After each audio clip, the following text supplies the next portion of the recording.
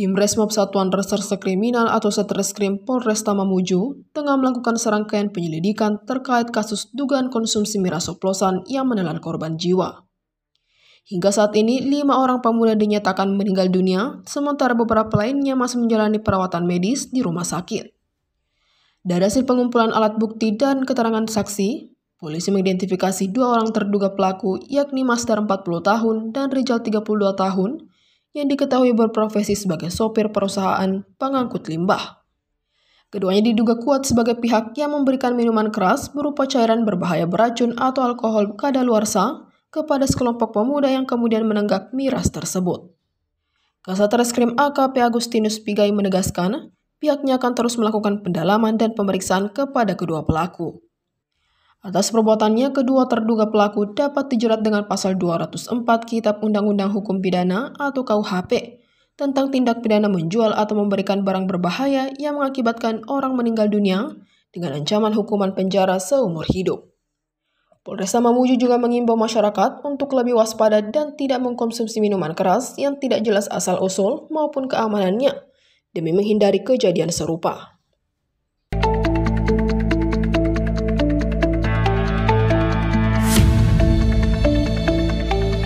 Sejak September ini yang baru kami pantau secara detail, ada pengerusakan panel-panel lampu jalan. Sebenarnya sebelum kerusuhan itu sudah ada, cuma kami berpikir ini masih batas normal karena dugaan-dugaan bahwa tidak ada hal yang krusial, mungkin orang iseng gitu. Tetapi selama September ini sampai saat ini itu sudah ada 14 panel lampu jalan yang dirusak. Ada saya kirim itu data-datanya. Bukan cuma dirusak, jadi pintunya dirusak, isinya diobrak-abrik, timernya dirubah, MCB-nya dikasih turun. Nah, ini sehingga ini sebenarnya sangat mengganggu pelayanan ke masyarakat, dalam hal ini lampu jalan. Banyak yang lampu tidak nyala, sehingga ini berpengaruh bagi kita masyarakat Kota Makassar. Sebenarnya bukan cuma lampu jalan, traffic light kita hampir sebagian besar juga dirusak, orang tidak dikenal. Timernya dirubah, kemudian ada yang dimatikan seperti di pintu 1 Unhas itu. Kemudian kalau yang di pertigaan Alauddin Petaran itu memang hilang waktu kerusuhan. Di Sungai Sadang Latimojong itu dirusak juga traffic light. Kemudian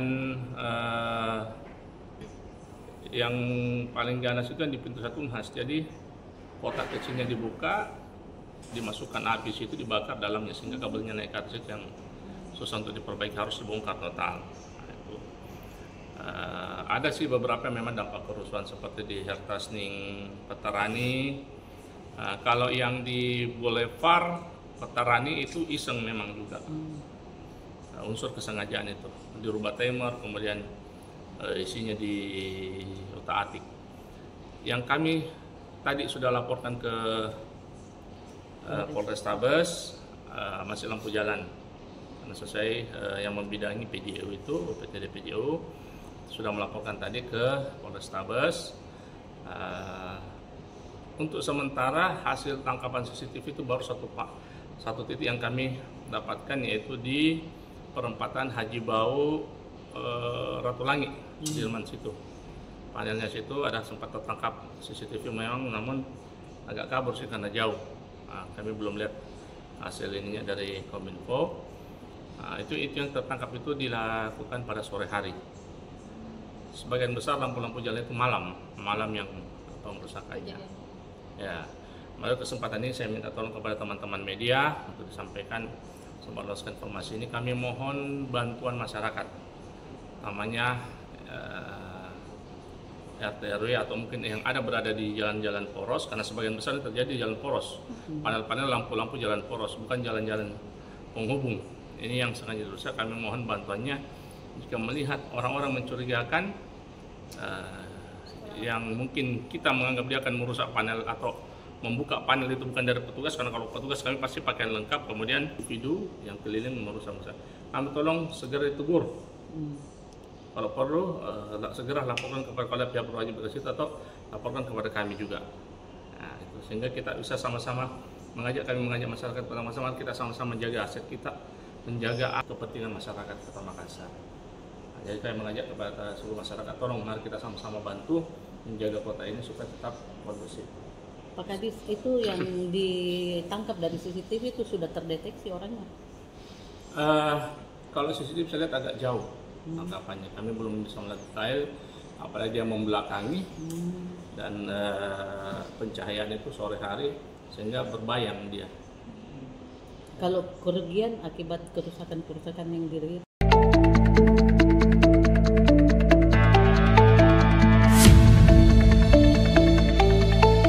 Pemerintah Kota Makassar bersama Universitas Negeri Makassar atau UNEM mengawali langkah strategis dalam membangun pendidikan dasar yang berakar pada budaya lokal sekaligus adaptif terhadap tantangan global.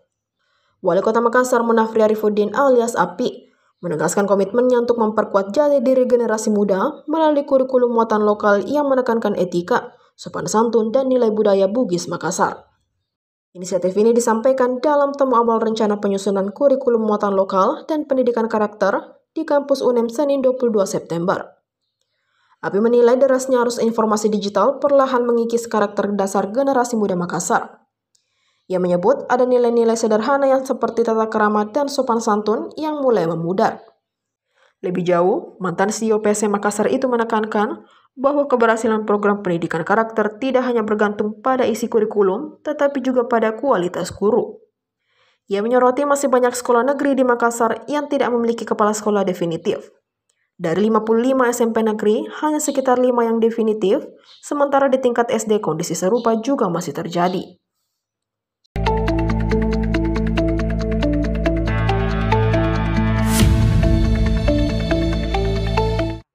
Baru Andi Ina Kartikasari melakukan napak tilas ke gedung DPRD Sulawesi Selatan yang baru-baru ini luluh lantak akibat aksi unjuk rasa berujung ricuh pada akhir Agustus 2025 lalu.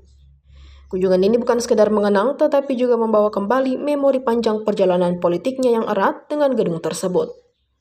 Napak tilas ini juga menjadi refleksi emosional bagi Andi Ina yang pernah menorehkan sejarah di gedung tersebut. Dari putri seorang legislator, dia tumbuh menjadi politisi perempuan berpengaruh di Sulawesi Selatan hingga kini menjabat sebagai bupati baru.